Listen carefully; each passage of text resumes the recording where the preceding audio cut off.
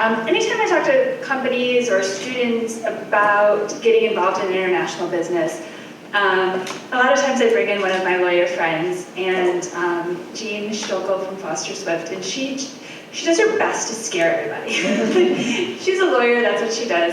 But I really want to put the risks out there as a starting point, so that people understand that the risks are defined, they know what the potential is, and then they can begin to take advantage of the rewards. Unfortunately, a lot of times we see companies that aren't aware of the risks, so they jump right in, and then they have a bad experience, and then they're out of business, or they're gun shy, and they don't want to get involved. So we talked a little bit about some of these risks today. We talked a little bit about some logistics things, about payments, and about making sure you've got some really good on-the-ground partners and knowledge. And I think that everyone has kind of touched on that. Victor in particular, you talked about a lot of different, well, I guess all three of you talked about different partners that you have on the ground. So Grace said that you've been in touch with NGOs as well as medical device distributors, private companies, governments. So kind of what are the benefits and the drawbacks of working with these different partners that you've worked with, and lessons learned for the three of you? I'll start. So creating the possibility of made in Africa here in the States is what we focus on, and we use e-commerce as a platform. What we do is we digitize SMEs on the ground to be able to ship their products, to be able to export their products, like such as the one I'm wearing today, which is made in Ghana, export their products and make it a reality for people like yourself here in the US or around the world. And so in order for us to identify SMEs that have potential to ship their products or have potential to go through kind of the supply chain, we had to partner with organizations and corporations that are already on the ground and perhaps have a better analysis. So what we did was we actually developed a relationship with DHL. Anybody familiar with DHL? So DHL, awesome. So DHL in Africa, right? And you can correct me if I'm wrong, has pretty much the most market share when it comes to global logistics across the continent. Okay, compared to FedEx, UPS, and so forth. And so we found out that DHL had an e-commerce initiative. What that means is that African-based businesses that were able to get a sale online, they would give them a lesser shipping cost. Does that make sense? Y'all following me? And so we connected with DHL because we knew that they had some level of vetted SMEs that we could work with. Now, these vetted SMEs have products, but they have no digital system. And that's where we come in, to build their e-commerce, to integrate their payment processing systems, and to ensure that they can get the payment so long as they send a product, and the person on the other end can get their product within 3 to 5 days, which DHL guarantees. And so there's pros and cons to that. The pro is that DHL is on the ground and they have initiatives that's a win-win situation for entrepreneurs.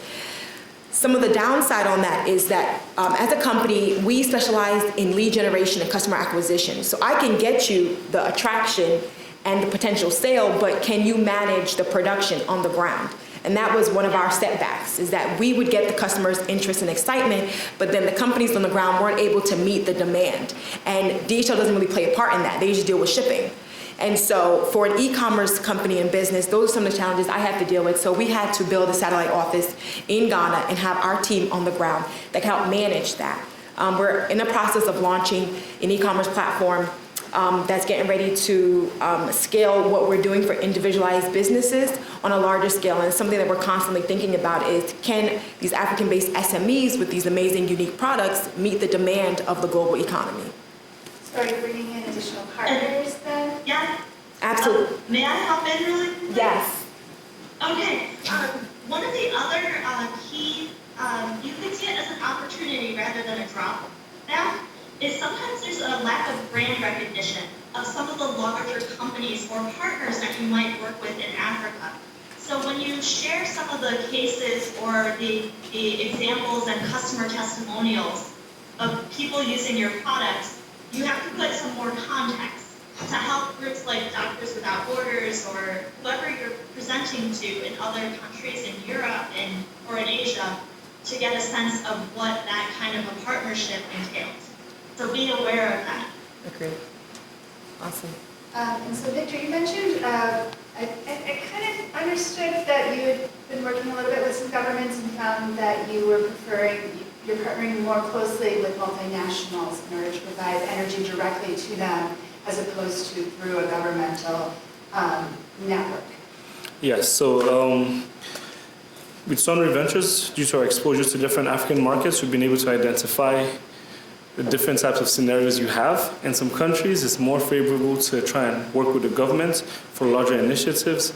In some other countries, I wouldn't mention names, you may want to shy away from government participation and focus more on multinational private sector because it's more guaranteed. But to answer the question about collaboration, at least because we've been able to work in different industries, I think it varies a little bit. For our company that focuses on recycling, particularly electronic waste, you need that government collaboration. So in terms of local teams, because we've been on the ground, we didn't need too many local partners, except for different initiatives like trainings and stuff like that. But for the recycling company, you need to go into each country that we're trying to push it because it's more of a circular economy, but you need policies that will support it, or else it can't fly on its own. On the solar company side, we have not needed that type of collaboration. The collaborations we've tried to foster are more of international because other countries around the world, especially in Europe or the US, are far more advanced and they have the manufacturing of the equipment. They have the best equipment. They have best use of the technology. So we're trying to, in that case, bring it back in. So what does that entail? That means having them come and train Nigerian engineers on how to use the technology, trying to get favorable rates for the equipment to bring it in to actually grow the industry here, if that makes sense. So it's more of collaborating on two fronts based on the different sector you're in and how best to grow that sector, because at the end of the day, the ultimate goal is making sure that these industries, these companies are growing as best as they can. And we're not just focused on the individual companies we've set up or invested in, we're thinking more of the industry as a whole. Because if the power sector gets better, that industry works, businesses around the whole continent should do better. And I do have to just want to add, I want to give credit where credit is due. Our ability to transact with some of these larger corporations as essentially a startup company of 3 years, we've been partnering with corporations and councils here like MEDC, the U.S. Embassy, the Trade Commercial Services Office, and so those are kind of our partners even on the ground as we develop partners on the ground because we vet them through these offices as well. So. Yeah, so you talked a bit about on the continent you're working with, and let's go a little bit more into those resources here because I work with a lot of companies that are just starting internationally, and I, forgive me, but I usually don't see Nigeria as your best opportunity, right? Which is really an interesting thing with Grace and Marmalou because usually we think, okay, start with Canada, start with Mexico, someone a little closer to home, a little bit norms and business regulations that we're a little bit more comfortable with, right? So Africa for a lot of companies isn't the first international market. Having said that, I studied Nigeria in graduate school, and at that point, Nigeria was ranked by Transparency International, it was the most corrupt perceived country on the planet, and it's moved up 30, 40 spots since then, and it's moved forward amazingly. And so just the changes you guys have seen doing business in Africa in years, I'm sure is fascinating. So I wanted to touch on that. And then also, what other partners, Grace or WE, you just mentioned a few, partners here in the US that have allowed you to be successful on the continent? Grace? Yes. So when it comes to successful partnerships, you can look right at the Michigan Economic Development Corporation. They have this really great Michigan State Trade Expansion Program. So there's actually matching funding that we were able to leverage to be able to take business development, marketing, sales, and early product development trips overseas to the countries of target. Most people think of the larger events or countries that they promote, like Germany or India. But through MEDC's STEP program, we were able to serve our African partners and do work on-site overseas with grant funding. In addition, the Commercial Trade Services program was critical. They introduced us to not just exporters, but resources like the freight forwarders or the shippers. They also helped us be able to screen potential partners, like the more medium-sized NGOs or the business that were based overseas. Another partner I would love to touch on is the Export-Import Bank.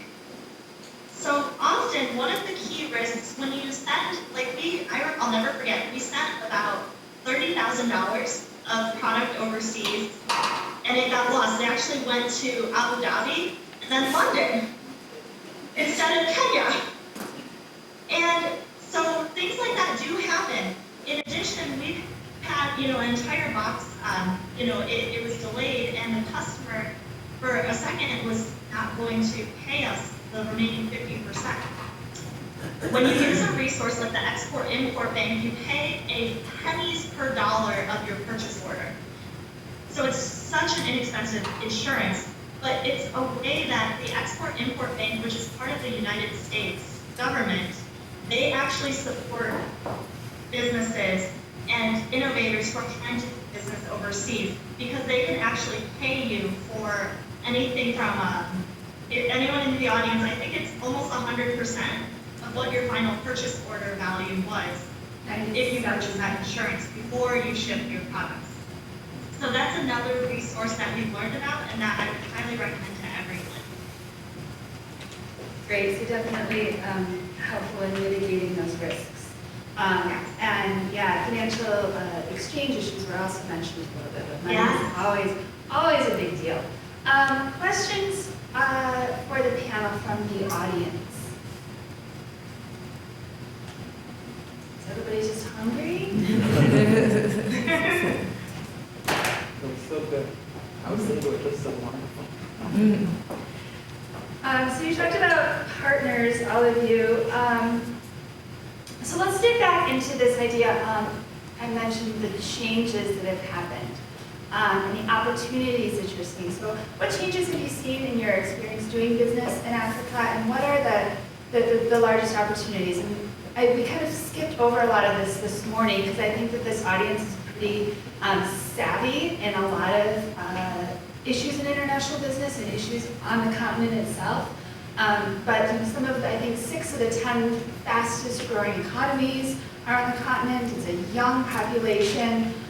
There's tons of opportunities, but what are you seeing as the largest opportunities, and how are you seeing things change, and how you're planning on moving forward in the next 5-10 years?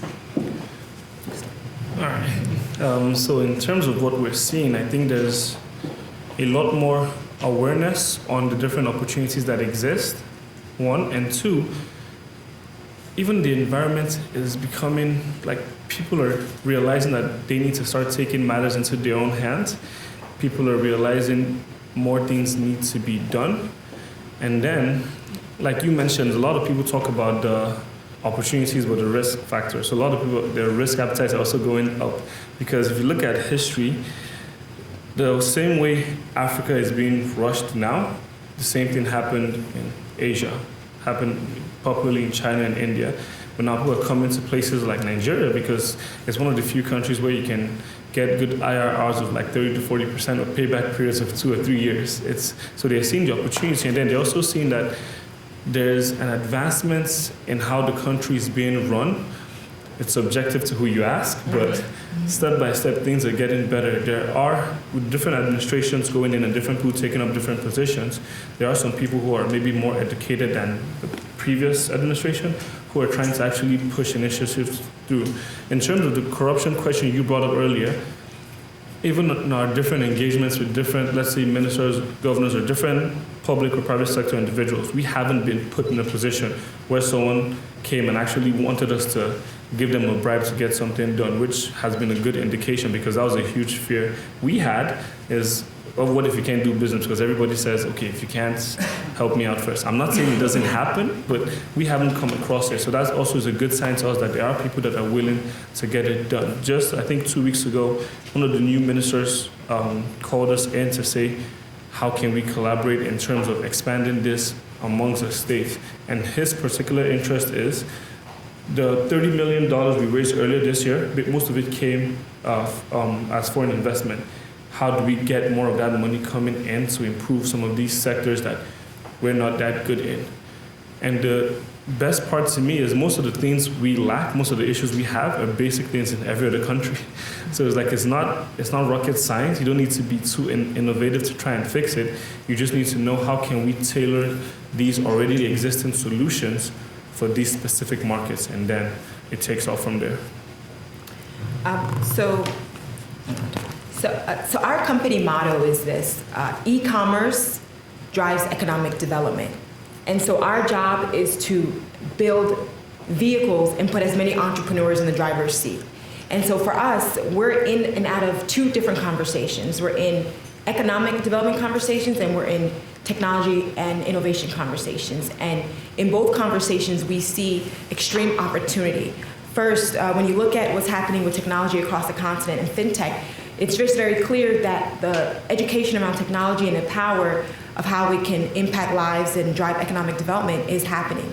And so we're extremely excited to see some of the major players. For example, everyone has heard of Jumia across the continent. The difference between Jumia and what we're after is that Jumia right now focuses primarily on imports. They found an amazing business model to import and provide access to day-to-day products at an extremely low rate. And so if imports and that accessibility is happening on the continent, for us, that tells us that people are starting to use e-commerce and buy things online or even through text messaging and so forth. And so our job is to focus on the reverse and how to identify and how to help SMEs who, as I shared earlier, are responsible for over 70% of GDP in these African nations. And so we're extremely excited about the e-commerce education that's happening on the continent, the fintech conversation that's happening, and how we can use it to impact the daily lives of individuals and families. And I agree. To piggyback off of what W.E. said and Victor, it is about looking into the growing market opportunities and some of those populations who are hungry for some of those really high quality, exciting new goods and services.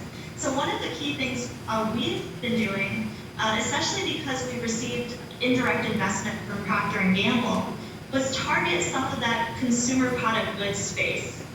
So that aligns well with the large growing middle class. So we also looked at how to better serve that growing middle class of young people, as well as some of the folks who are living longer, who are having better food, nutrition, healthcare, access to care. And so we've also focused on how we could warn folks who are aging and experiencing pain from joint conditions like arthritis. And that is an over $1 billion market in the Middle East, Asia, and Africa.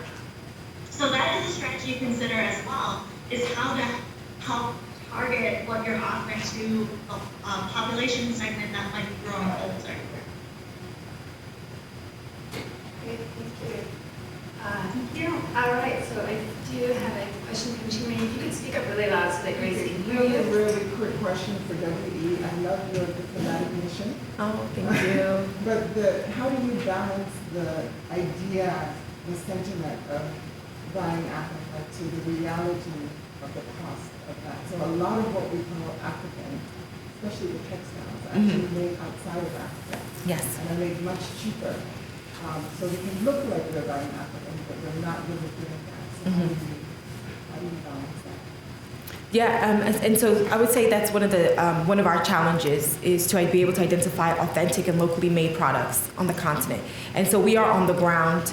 We are on the ground, and really we've identified and we work with primarily the villages. We go into the villages and we identify some of the customary, authentic products or ways of, even for example, like cookware made of clay. And that's something that cannot be imported. It can be imported, but when you go into the village and you literally see the women and the mothers making clay pots that we then are able to put online and sell, those are some authentic. So our job is to always identify locally made African products, things like shea butter, grown from Ghana, and I mean other places as well, but the home of tamale in Ghana. And so that is one of our challenges, and it's something that we have to continuously identify. You're absolutely right.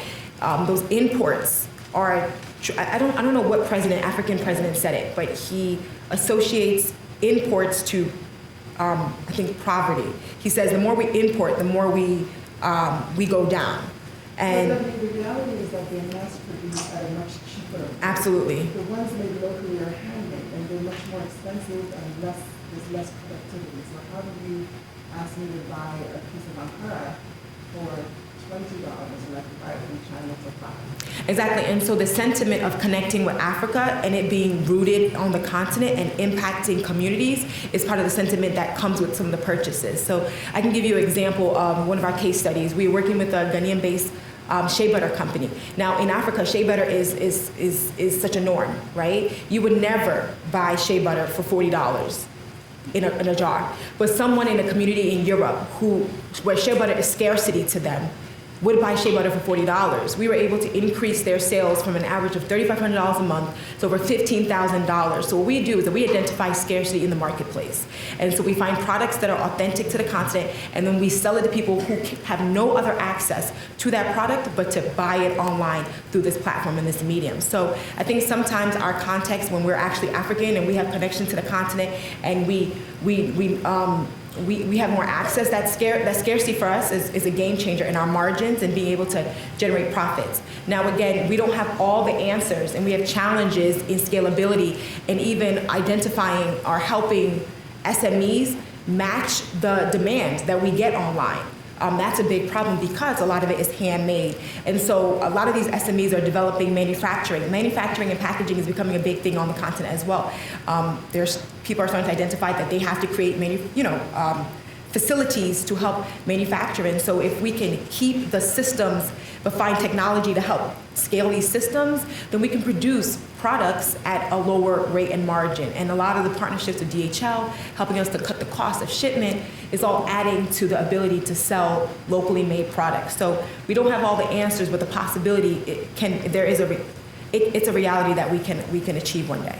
And you're bringing these companies to Europe, to the United States, you're bringing their products overseas on platforms that they just didn't have access to. Absolutely, we're selling, we're exporting. So I mean, for us to sell these products across the continent, we may not have this type of results that we're getting because there's not as much scarcity on the continent. But for someone in India who's dealing with arthritis, who has never heard of shea butter, is interested in buying a $40 jar of shea butter to help arthritis because it's a natural healing of things of that nature. And so those are the type of things we have to identify in order to make the margins to help these communities. One more question? Kendra. Oh, the first one. My question is, so there's been a lot of startups in Africa and entrepreneurship coming up, but the employment rate overall in Africa is stagnant. So can you comment, you guys give a comment on that?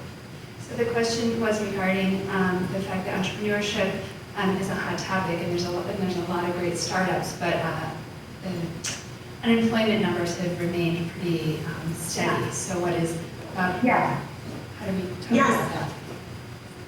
I could jump in. One of the things we found, so when we were out in Uganda, and you have like these pockets, right, where you have areas with these brilliant young professionals, they graduated from college, like this young man that was actually acting as our Uber driver in Uganda. But he was actually a nursing student who had graduated but was having difficulty finding jobs. And so sometimes what was happening with that there is, there are some areas where there's a lack of opportunity. And then you have other ones where there are tons of jobs where there's not enough people holding them.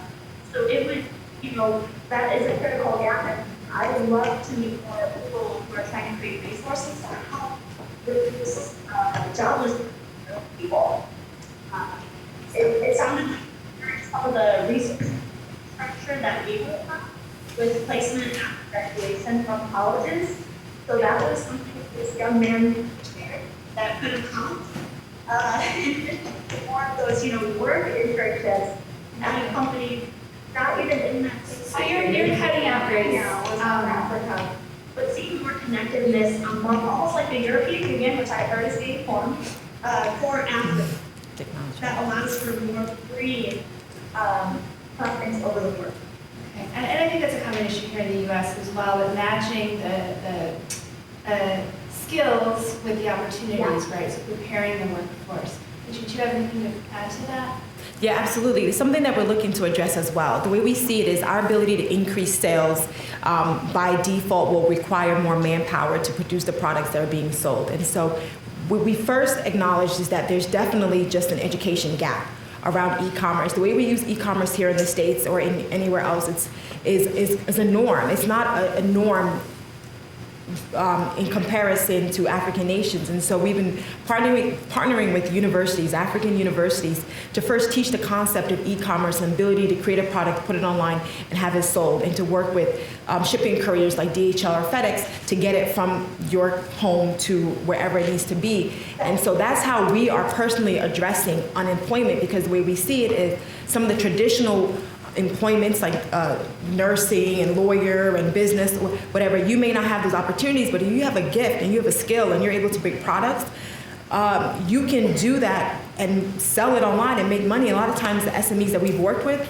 have had to drop out of school because they couldn't finish schooling, and so they have a gift in as a seamstress or sewing, and so in fact, I'm wearing a Hsia. She had to drop out of school in Ghana because she couldn't afford the fees, but she's a seamstress and she's been sewing all her life, and so she's now a celebrity fashion designer, getting her products on the likes of Janet Jackson, Sierra, and some other American singers. And so our ability to help her sell these products allows her to generate type of revenue that she can use to maintain a lifestyle. So for us, we truly believe that helping African-based SMEs sell their products online can address and help address unemployment and underemployment. And if I could touch up as well, so I think those two are also related in a way. So why do we have a lot of entrepreneurs in Africa? One, I think we're just great, like we're smart, we're very entrepreneurial. Number two is sometimes it's more of the situation at hand. Yeah. So in a place where you have rapidly growing population and there's no jobs, most people are then forced to be entrepreneurs because they're trying to basically make up for the fact that the job market isn't providing them enough opportunities. So that's another angle that's coming in.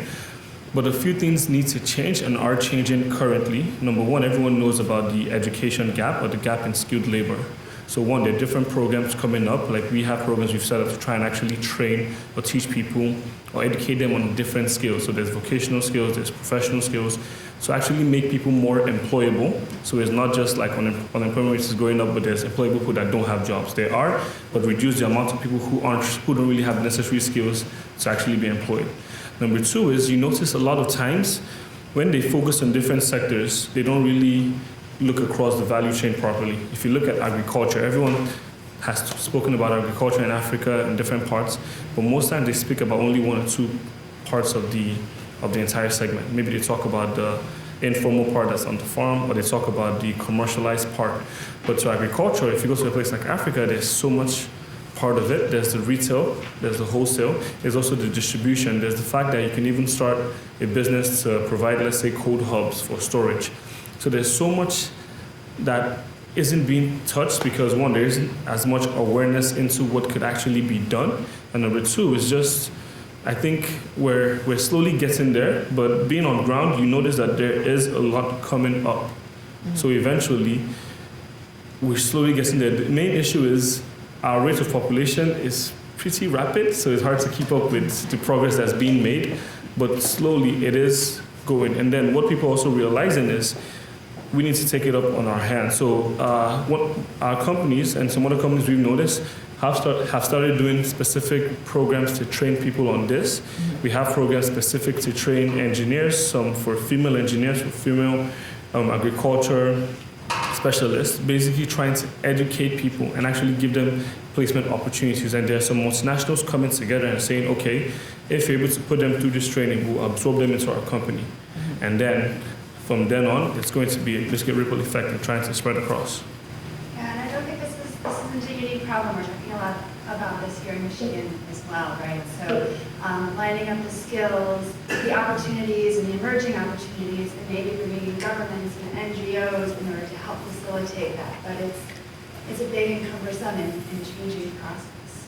So I would like to thank all three of our panelists.